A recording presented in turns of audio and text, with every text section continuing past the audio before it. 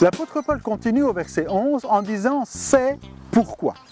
Et quand on commence une phrase avec « c'est pourquoi », ça veut dire que ça fait référence à ce qui vient d'être dit. Et ça paraît peut-être mystérieux si on y réfléchit, puisqu'il dit « c'est pourquoi vous, autrefois », c'est pas la première fois qu'il dit « autrefois vous étiez morts », mais là c'est pas le cas, il dit « autrefois païens dans la chair, appelés incirconcis par ceux qu'on appelle circoncis, et qui le sont en la chair, par la main de l'homme », et l'apôtre Paul continue, on dit « mais c'est quoi le rapport ?» L'apôtre Paul dit « c'est pourquoi ».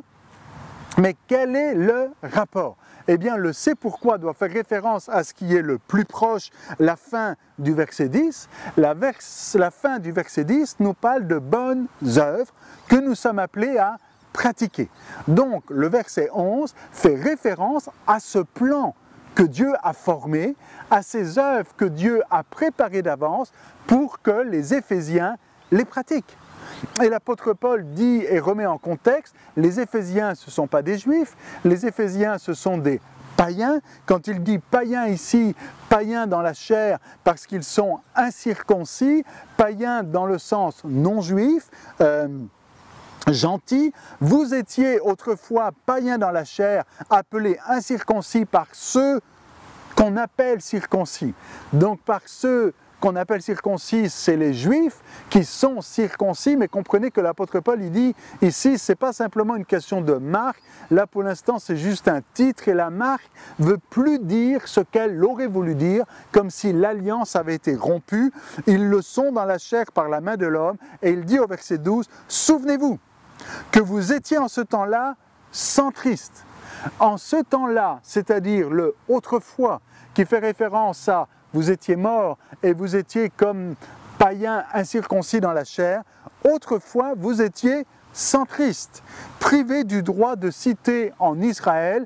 Les non-juifs ne pouvaient pas aller dans le temple, les non-juifs ne pouvaient pas s'associer au peuple d'Israël, étrangers aux alliances de la promesse, sans espérance et sans Dieu dans le monde. Ça c'était autrefois. Mais souvenez-vous de ce que l'apôtre Paul a dit jusqu'à quelques lignes plus loin, Dieu vous a fait asseoir avec Christ dans les lieux célestes, dans une position de règne maintenant.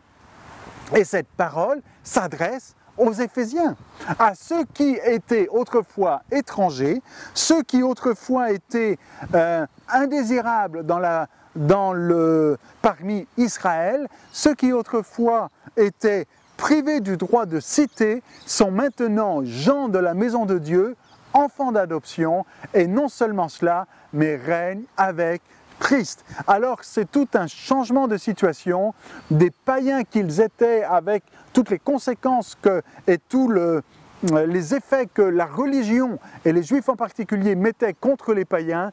L'apôtre Paul vient de dire, souvenez-vous de la grâce, de la faveur, de l'amour que Dieu a manifesté pour vous. Il vous a fait asseoir, et ça a des conséquences aujourd'hui. Vous étiez privés de droit, mais aujourd'hui c'est différent parce que vous êtes avec Jésus, en Christ, assis dans les lieux célestes. Et nous aurons le temps de développer ces choses la semaine prochaine.